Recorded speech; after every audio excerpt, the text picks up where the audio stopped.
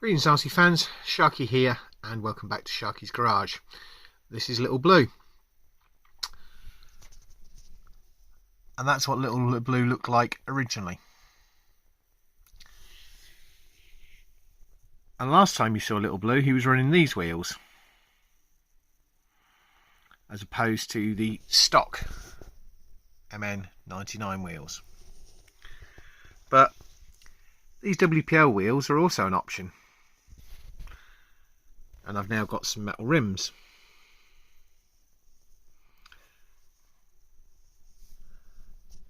Interesting tread pattern. But these ones here are the special tyres that came out with the LC80 body, which are a lot more grippy. Oop, sorry, I'm in my room. The rest of the place is a bit of a thing, but you can see the difference between the two tread patterns there. So what else have I got?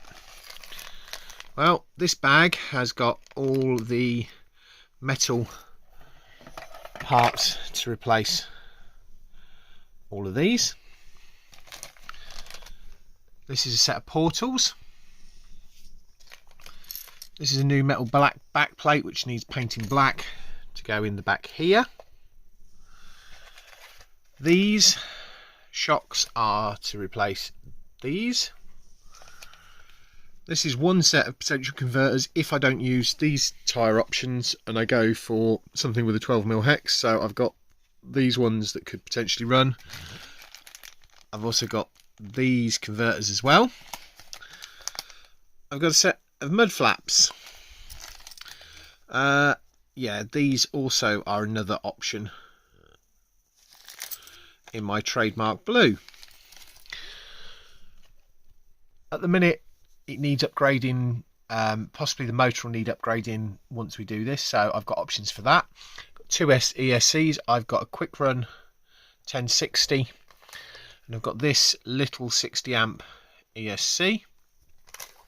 If I need to up the servo, I've got a 20 kilo servo and I've got a 25 kilo servo. I've got the Fly Sky GT3B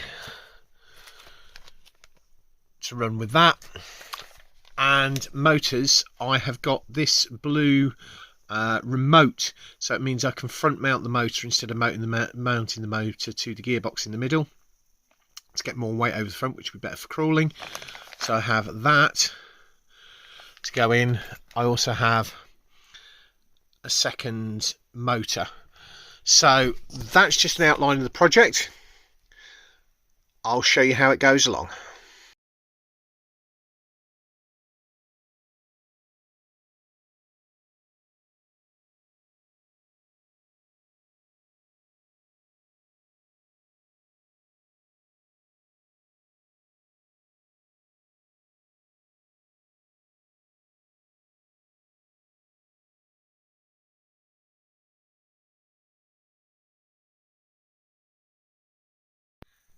So quickly, before I get on to anything else, I thought I'd show you this body, which is the original body off Little Blue, because it was the 70th edition, or 70th anniversary edition of the Mn-99, not the S that I got, and this is a second body that I've bought. So you can see there, that's the original, or the Shelf Queen body. But it's also useful to show you the attachment points are here and here. And the other two attachment points are here and here. So once I take those 4 screws out of this body, I can take this body off, which is what I'm going to do next. These 2 screws here currently go through these 2 metal braces here, which is going to get replaced by this part here, this metal tray, which goes over that way. But I need to paint that black. Hopefully you can see that, and that will replace this. It would also this little bodge job I've done here with this piece, because I need that to work, because the plastic tray on this died very quickly. You can see here tiny little motor that was in it, and if I then pull out, so put everything away.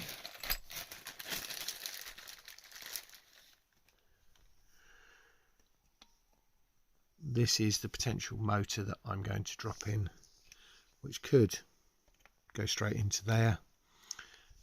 It's a bit longer.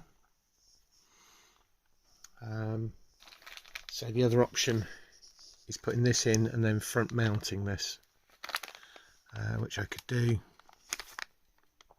under here, and then switch the steering servo onto axle mounting, which I think we have to do anyway because of the portals, although I don't know, I need to double check that. So that's that. There's some hot glue in there because that central piece is not great, so if I do go to this option, it's going to give us more space in the middle here, but we'll see what happens. And about 20 minutes later, this is the state that we're at. So the rear axle set is built to go in to replace that. To replace that, we've got the front axle set built. These are the bits for attaching these sections here. So I've got pliers and a screwdriver.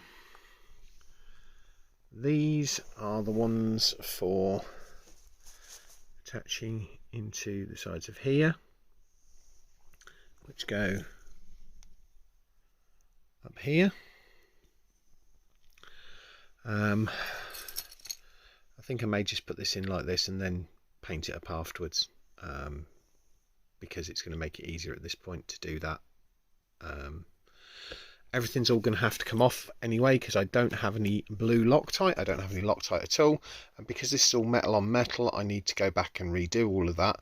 But I want to get this all tested up because there is somebody that has a set of 1.5 wheels and tyres, and if I can get all of this together, get the body back on, I can then go and see them and see whether the 1.5s with the hub adapters will run off of this. So rear subframe assembly, taken the old one off, which has got all the plastic links on it. This is the new one. I just need to make sure that those are the right way around.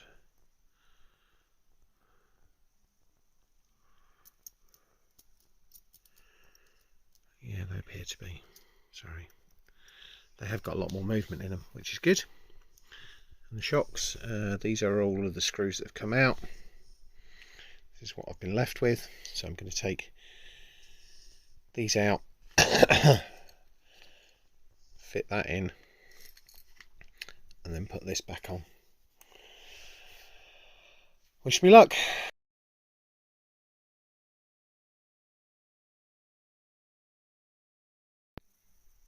So this plate here is going to replace these here. So I'm just going to take these out, put these in, using these 4 screws here. Right, a little bit of a problem. I'm not going to be able to use this plate with these because these take the screw from the inside, which needs to screw through from that way into them. I have got some other shocks, but these are a lot stronger. It takes a lot more force to do that, whereas these are nice and soft. So I'm going to go back to putting these back on, take that plate out, then I can run these, and that should all work okay. So day 2 on this. This is my C14 project. It has these shocks on. These shocks here are potentially a good option to switch in, which may solve some of the problems that we have, because they come with these mounting brackets, and these ones should go straight onto C14 project, and hopefully that will then solve this problem. So they're not, these are a lot lighter than these are, but hey, you know, we'll see how this goes. So these shocks have worked on the back, but I have had to move these arms. They were running on the inside, like at the front, to external of that, but it all seems to be working okay.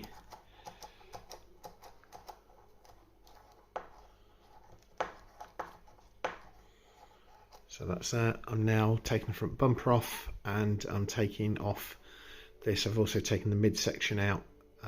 So yeah, we're at the point of no going back. I know this is not going to look dramatically different. We've taken these off. I've put an extra washer on, so I've had to shim by a washer down the bottom there, but it's now got a little bit more travel. Oh, sorry, I haven't got it on screen. So that looks alright. Now we'll start on the front half, but I need to strip the shocks off of the C14 first.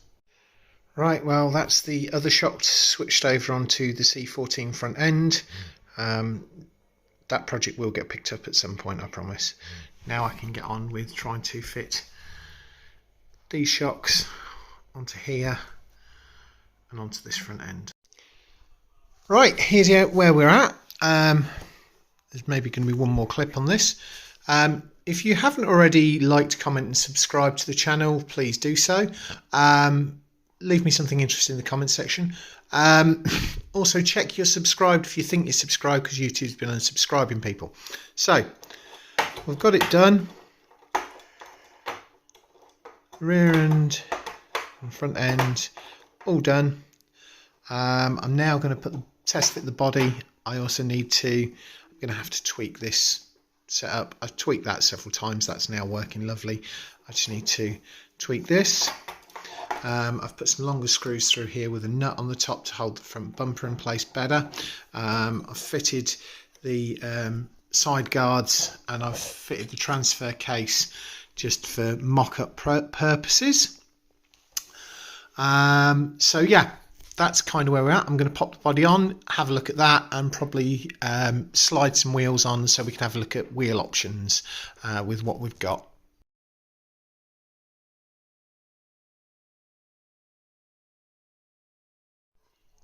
Wow, what a difference.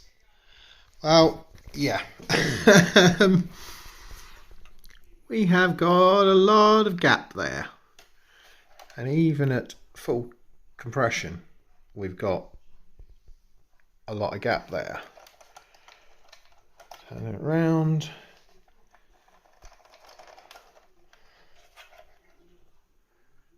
That's the only thing that's going to be an issue, is possibly these, which might mean that I might need to trim a little bit of these at full compression. But okay, I'm going to pause this clip now, and then I'm going to fit these ones, which are the same or slightly larger, and see what they look like. Yeah, so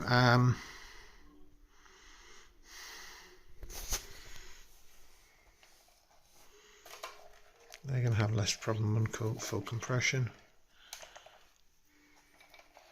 But again, it looks like it's on bloody mini tyres on a monster truck. So I think there's definitely going to be room for the 1.5s on there. Possibly 1.9s. I have got some, 1 second, 3D printed 12mm hub adapters. Let's see if I can just find some tyres that I can slip them in to just demonstrate. And now it looks like a Tonka Toy. These are 1.9 rims with 1.9 tyres. So obviously not going to work with 1.9s, but one of the options that I'm possibly looking at is either running 1.5s and 1.5s, which I think will definitely work, or running 1.9s with 1.5 tyres on them. So that's that. Anyway, that's it for today. Catch you all next time.